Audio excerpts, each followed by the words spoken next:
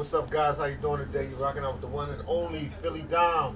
I'm out here in Tijuana, Mexico, with my Haitian people, my Haitian family, and we at what is it? We at what's the name of it? She got to tell them the name of it, so I won't mess it up. Comment il Business là. Baza Fifi. Baza Fifi. Baza Fifi, and then they sell like hair, sneakers, shoes, a little bit of everything. It's like a depot, food, a little bit of everything. It's like a depot.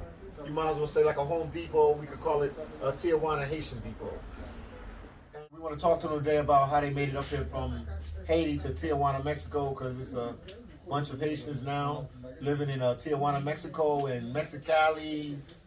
And we know there's a lot in at the border of choppers between Mexico and what is it? Mexico and Guatemala. So today we just want to ask them a couple questions and ask them about their journey. Okay, the first question today we want to ask them, anybody can answer, what made them want to come to Tijuana and how did they get to Tijuana? What is their story or their journey to get to Tijuana? Raison que je fait venir Tijuana, je vis au Brésil, je fais 5 ans au Brésil, je fais 2 ans Bahamas, mais Bahamas sont côté où pas garder haïtien pour rien. Et puis, je traverse une route là, mais route là en pile difficulté. The reason he wanted to come here, he spent some time in Brazil, Okay. spent some time in Bahamas, but he said the route has a lot of difficulty. Okay. Route là en pile difficulté. Grand pile Colombien avec Panaméen qui mettaient ensemble, qui volé en barrage, violé monde, tué monde, il y a des parfois. There's a lot of difficulty. There's some Colombians and some other people who they violate the people traveling. They do a lot of bad stuff happens. Unbelievable. Ça que je suis capable de dire, nous-mêmes haïtiens, qui prend route là, faire une façon, si nous avons un petit corps, voyez nous faire confiance, qui a renvoyer le bas nous les nous arriver Mexico. But anyway, depuis arriver Mexico, c'est un temps pour perdu pour arriver côté parce que les oiseaux pas faire un seul jour. C'est step by step. What he would tell people that are in Haiti is for you to give somebody some money to hold for you that you trust. Okay. And those people, have them send you the money while you're in the route. Along the route, they'll see the Somebody that you trust. And also, when you get to Tijuana, you're going to have to do a little bit of, you're going to sit down for a little bit. Okay. OK, c'est patience. Avec patience, pour qu'on retrouve être formé. Parce que patience sans son paquet de bagages liés. Moi-même qui l'a grand peu de patience, but no matter what, m'a privé quand même. You need a lot of patience. You can't come here and be in a hurry. He's been here for a while. He has a lot of patience, but he knows he's going to get there. OK, parce que la vie c'est comme ça fini. Bon, si nous regardons en Haïti, comment on a tué monde, on a racheté monde à manchette, on pas quel problème en Haïti, gouvernement pas nous passer. Son gouvernement volé, vicieux. Moi-même dans le gouvernement, je cherchais pour tuer. Moi je suis au Brésil pour moi depuis 2013, pour moi au Brésil. Bon, matériel ici Tijuana, et bien ça game là m'attend. He's been through a lot. He's been through a lot. They tried to kill him while he was in Haiti, but he made it here and he's waiting for his time. Eumen.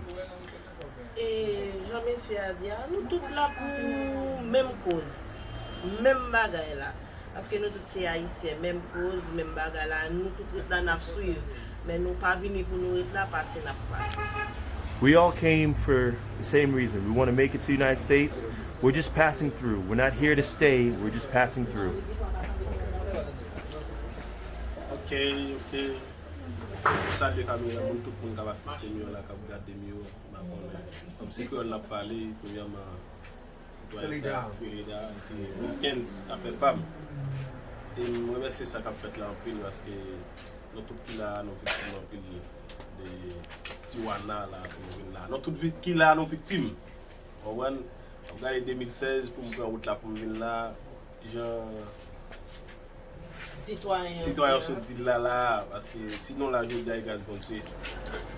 He took the route since 2016. Okay. On gars pile là nous qui victime, gain monde dépend route là avec pas arriver là. On met 4 ans là, quelques mois, monde ça qui en battle, bon bah connaît. There's a lot of people that have been victim. He's had 4 years here. A lot of people that he's known have died. Qui là donc qui mourir c'est moi grand. Some died from hunger.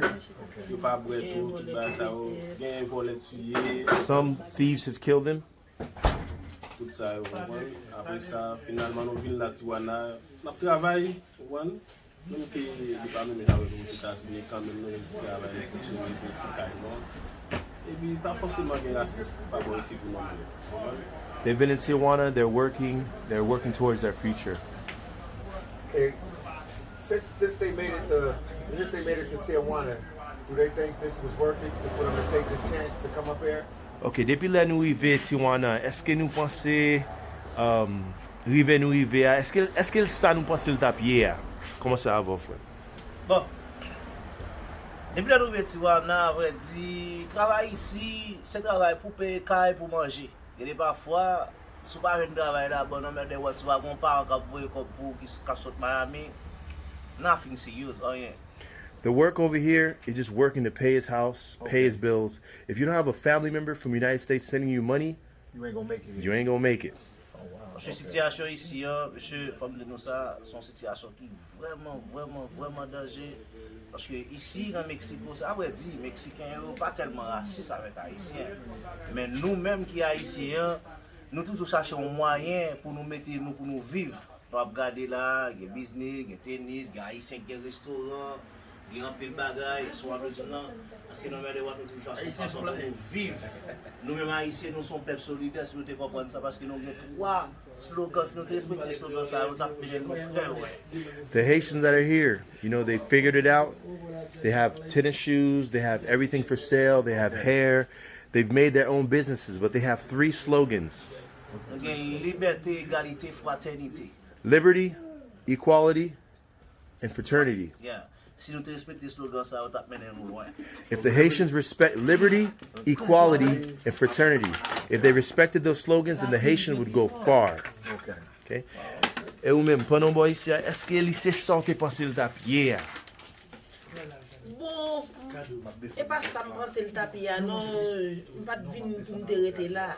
Juste même j'en passe et on dira Guatemala, c'est passé m'a passé juste me font petit stopper là. It's not what she thought it was. Because it's not what she thought it was, it's not what she thought it was, because her goal was not to come and stay here. Her goal was to make it to the United States. Même pas de venir pour me déreter là.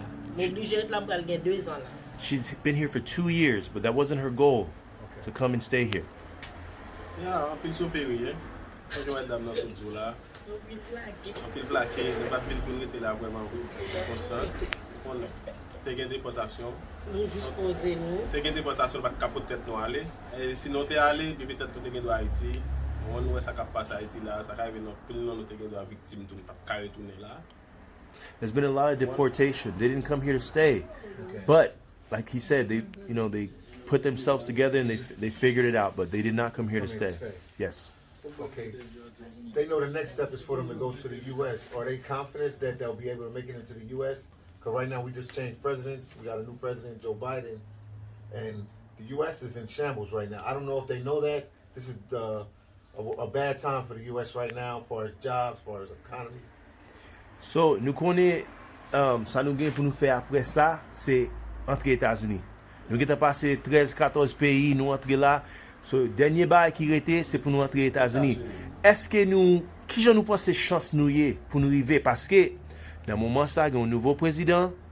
Dans le moment ça, il y a un corona aux États-Unis.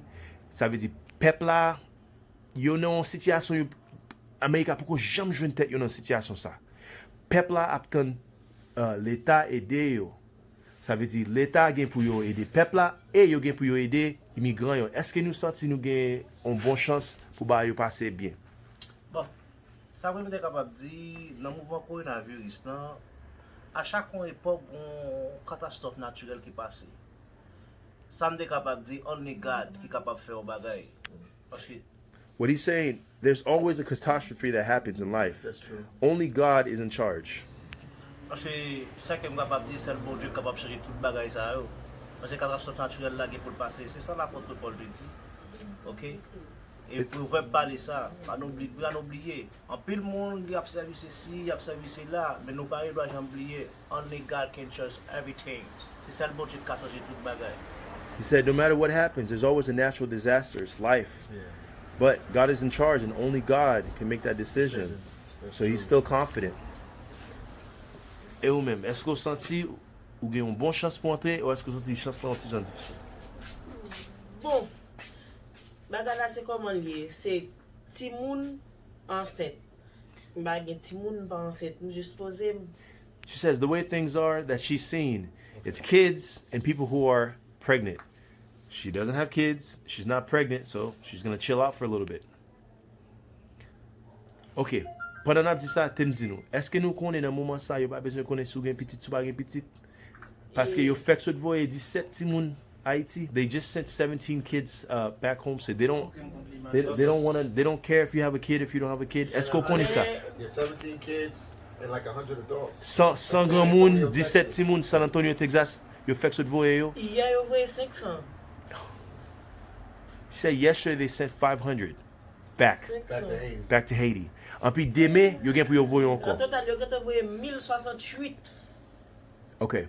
Total, they've already sent almost 1,070, 1,068. Total, so far. Wow. E ou men, eske ou santi, koman panse chansouye? Nan mouman sa? Pou mouman sa la, pou mwen li difisil anpil. Aske, yo di m, ti moun, se la we? Oui. Familial, mwen bagen fami. Pou kom, ma viv jiska brezan mou gon ti moun, mwen wan pap chom tante chans mwen mal antre. Et non plus so fort comprendre que et non plus m'bagen papier m'ta le fermer la kon quel cas. He thinks right now it's very difficult for him. He doesn't have kids, and he doesn't have papers for the country.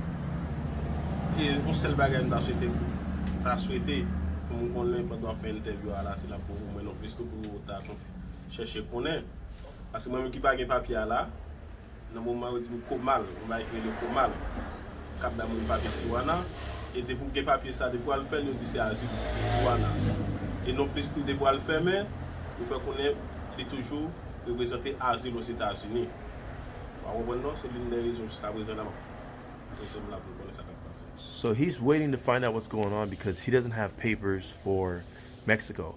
Est-ce que ou te gen papier et puis papier a fini?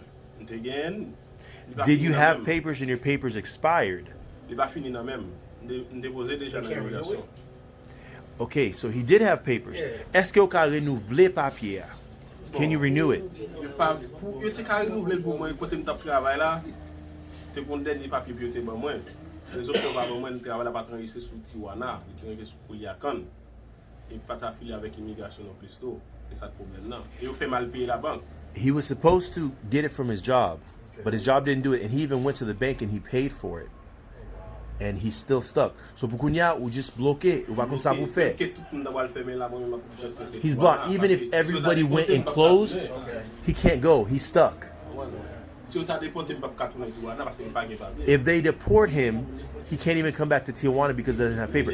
Est-ce qu'on connaît? M'tétan de ça, m'pa connaît si c'est vrai, si c'est pas vrai. Gen yon moun ki dim, yo prend papier moun, yo casse papier. Some of the people who have papers and cards to come back to the Mexico, they break their cards.